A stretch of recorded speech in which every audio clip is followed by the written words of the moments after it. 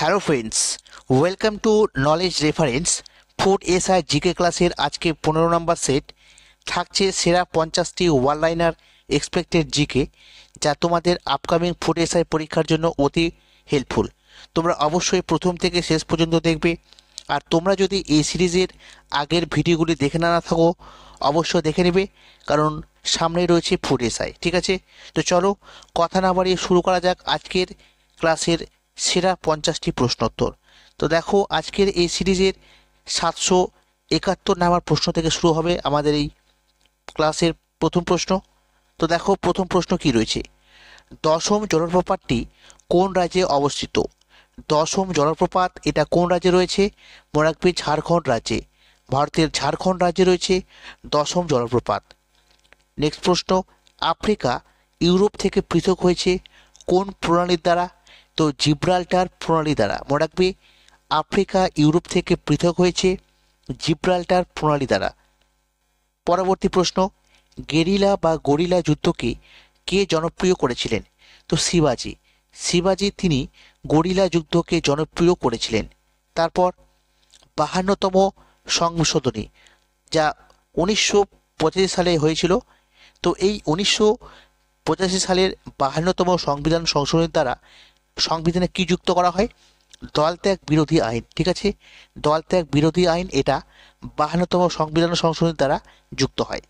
পরবর্তী, সংযুক্তা পাণিগ্রাহী কোন নৃত্যের সাথে যুক্ত ছিলেন? ওড়িশি নৃত্য। ঠিক আছে, ওড়িশি নৃত্যের একজন জনপ্রিয় নৃত্যশিল্পী হচ্ছে সংযুক্তা পাণিগ্রাহী। নেক্সট, ভারতের জাতীয় পতাকার নকশাকারকে? পিঙ্গালি ভেঙ্কাইয়া। মনে রাখবে পিঙ্গালি ভেঙ্কাইয়া তিনি জাতীয় পতাকার নকশাকার ছিলেন। পরবর্তী, ভারতের কফি গবেষণা কেন্দ্র কোথায় রয়েছে?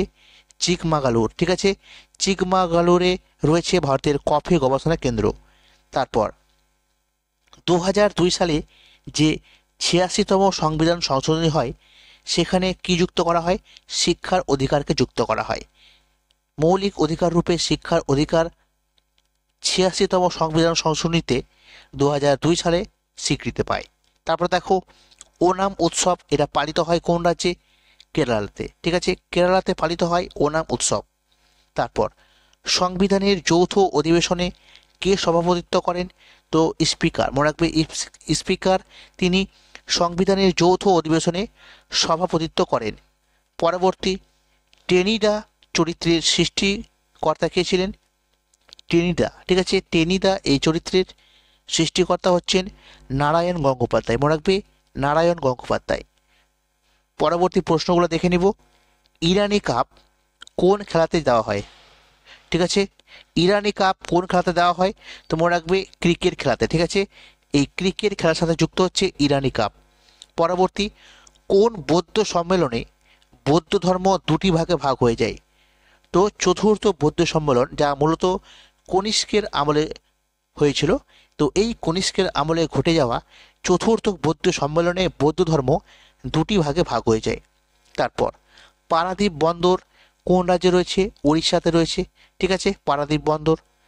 ভাষা কমিশন গঠিত হয় কত সালে? তো মনে রাখবে 1955 সালে। ঠিক আছে, 1955 সালে গঠিত হয় ভাষা কমিশন। তারপর সংবিধানের ধারণা প্রথম কে দিয়েছিলেন? এম.এন. রায়। এম.এন. রায় সর্বপ্রথম সংবিধানের ধারণা দিয়েছিলেন। পরবর্তী দেখো, সংবিধানে নাগরিকত্বের উল্লেখ আছে কোন আর্টিকেলে? তো আর্টিকেল 5 থেকে 11-এর মধ্যে উল্লেখ রয়েছে নাগরিকত্বের সম্পর্কে। ঠিক আছে, তারপর দেখো, ওয়েলথ অফ নেশন এই গ্রন্থের লেখককে? তো বিখ্যাত অর্থনীতিবিদ অ্যাডাম স্মিথ। অ্যাডাম স্মিথ তিনি ওয়েলথ অফ নেশন এই গ্রন্থের রচয়িতা। তারপর হিউম্যান ডেভেলপমেন্ট ইন্ডেক্স অর্থাৎ HDI এটা চালু হয় কত সালে? তো 1990 সাল থেকে শুরু হয় HDI। ঠিক আছে, অর্থাৎ হিউম্যান ডেভেলপমেন্ট ইন্ডেক্স। পরবর্তী, ভারতের জাতীয় আয় প্রথম কে পরিমাপ করেন? তো দাদাভাই নৌরোজি। মনে রাখবে দাদাভাই নৌরোজি তিনি সর্বপ্রথম ভারতের জাতীয় আয় পরিমাপ করেছিলেন। তারপর কত সালে বোম্বাইকে ভেঙে মহারাষ্ট্র ও গুজরাট সৃষ্টি করা হয়? কত সালে বোম্বাইকে ভেঙে মহারাষ্ট্র ও গুজরাট সৃষ্টি করা হয়?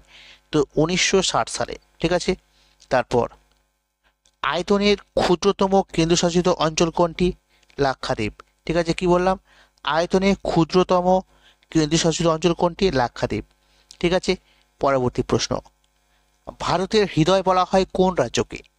কোন রাজ্য ভারতের হৃদয় নামে পরিচিত? তো মধ্যপ্রদেশ। ঠিক আছে, সঠিক উত্তর হচ্ছে মধ্যপ্রদেশকে বলা হয় ভারতের হৃদয়। তারপর, ভারতের প্রথম ভাষাভিত্তিক রাজ্য কোনটি?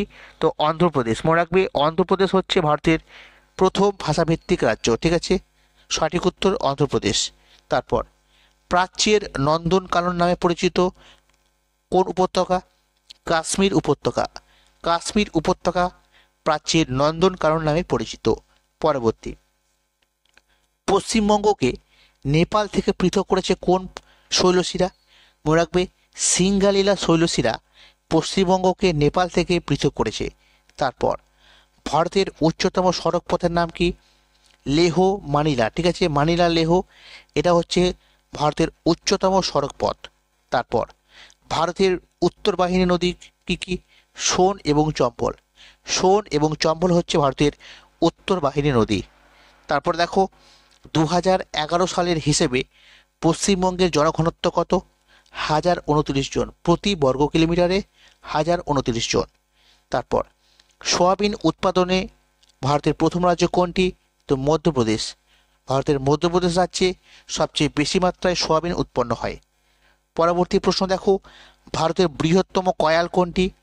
তো ভেম্বানাথ। ভেম্বানাথ হচ্ছে ভারতের বৃহত্তম কয়াল, আর এটি কেরলের মালাবার উপকূল নামে কিন্তু পরিচিত। ঠিক আছে, তারপর দেখো, ভারতের দ্বিতীয় বৃহত্তম নগরীর নাম কি? দিল্লি। সহজ প্রশ্ন। ঠিক আছে, Hazaribagh national park. Hazaribagh national park এটা রয়েছে কোথায়? ঝাড়খণ্ডে। মনে রাখবে, ঝাড়খণ্ডে রয়েছে হাজারিবাগ ন্যাশনাল পার্ক। ঠিক আছে, পরবর্তী প্রশ্ন দেখো, আলিপুরদুয়ার শহরটি কোন নদীর তীরে অবস্থিত? আলিপুরদুয়ার শহরটি কোন নদীর তীরে অবস্থিত? তো কালজানি নদীর তীরে অবস্থিত। মনে রাখবে, মোস্ট ইম্পর্টেন্ট, কালজানি নদীর তীরে অবস্থিত আলিপুরদুয়ার। তারপর, সজনেখালি অভয়ারণ্য কোথায় রয়েছে? দক্ষিণ 24 পরগনা জেলায় সজনেখালি অভয়ারণ্য। ভারতের গ্লাস্কো বলা হয় কাকে? হাওড়াকে। হাওড়াকে বলা হয় ভারতের গ্লাস্কো। তারপর, বিক্রমাদিত্য কার উপাধি ছিল? তো দ্বিতীয় চন্দ্রগুপ্ত। দ্বিতীয় চন্দ্রগুপ্তের উপাধি ছিল বিক্রমাদিত্য। পরবর্তী দেখো, কে দোকানি মুদ্রার প্রচলন করেছিলেন? দোকানি মুদ্রার প্রচলন কে করেছিলেন? মোহাম্মদ বিন তুগলক। ঠিক আছে, পরবর্তী, মনসবদারি প্রথা চালু করেছিলেন কে? সম্রাট আকবর। তোমরা সকলেই জানো। তারপরে, নাভাল একাডেমি কোথায় রয়েছে? কেরলের কোচিতে রয়েছে। কেরলের কোচিতে কি রয়েছে? Naval academy. তারপর, স্যার টমাস রো ভারতে আসেন কার আমলে? তো সম্রাট জাহাঙ্গীরের আমলে। ঠিক আছে, স্যার টমাস রো ভারতে এসেছিলেন। তারপর, শুশুনিয়া ও বিহারীনাথ পাহাড় কোন রাজ্যে রয়েছে? বাঁকুড়া রাজ্যে।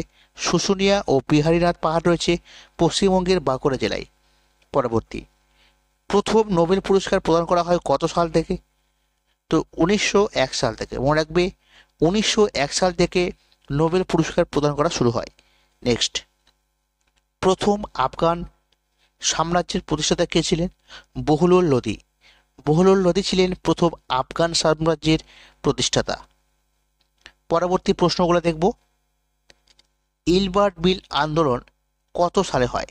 কি বললাম, ইলবার্ট বিল আন্দোলন কত সালে হয়? তো মনে রাখবে, 1883 সালে। কার আমলে? লর্ড রিপন। ঠিক আছে, লর্ড রিপনের আমলে 1883 সালে হয় ইলবার্ট বিল আন্দোলন।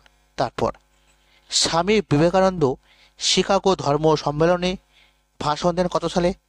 1893 সালে। ঠিক আছে, 1893 সালে তিনি শিকাগো ধর্ম সভাতে ভাষণ দিয়েছিলেন।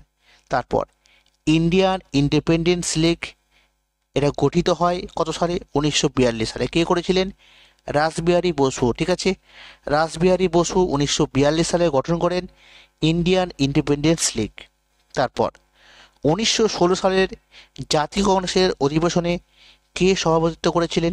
তো অম্বিকাচরণ মজুমদার। ঠিক আছে, অম্বিকাচরণ মজুমদার। ঠিক আছে, নেক্সট, AITUC অর্থাৎ all India trade union Congress এর প্রথম সভাপতি কে ছিলেন? তো লালা লাজপত রায়। ঠিক আছে, মনে রাখবে, মোস্ট ইম্পর্টেন্ট, তারপর দ্বিতীয় বিশ্বযুদ্ধ কত সালে হয়? 1939 সালে শুরু হয়, ঠিক আছে। তিরুপতি মন্দির কোথায় রয়েছে? অন্ধ্রপ্রদেশে। তিরুপতি মন্দির রয়েছে অন্ধ্রপ্রদেশে। পরবর্তী দেখো, বিশ্ব ওজন দিবস পালিত হয় কত তারিখে? 16ই সেপ্টেম্বর। 16ই সেপ্টেম্বর পালিত হয় বিশ্ব ওজন দিবস। নেক্সট দেখো, কলিঙ্গ পুরস্কার প্রদান করা হয় কোন সংস্থা থেকে? তো ইউনেস্কো, ঠিক আছে। ইউনেস্কো এই সংস্থা কলিঙ্গ পুরস্কার প্রদান করে। গড অফ স্মল থিংস এটা কার লেখা? গড অফ স্মল থিংস এটা হচ্ছে অরুন্ধতী রায়ের লেখা, বিখ্যাত, ঠিক আছে। তারপরে দেখো, ছট, সারহুল, করম এইসব উৎসবগুলি কোন রাজ্যে পালিত হয়? তো এটা মূলত পালিত হয় বিহার রাজ্যে, ঠিক আছে, মনে রাখবে। এগুলো প্রত্যেকটা ইম্পর্টেন্ট। তো বন্ধুরা, আজকে এই পর্যন্ত ছিল আজকের ক্লাস। কেমন লাগলো অবশ্যই তোমরা কমেন্টে জানাও। যদি ভালো লাগে অবশ্যই লাইক, শেয়ার এবং সাবস্ক্রাইব করবে যদি নতুন হয়ে থাকো। তো আজকে এই পর্যন্তই। সকলে ভালো থেকো। Thank you.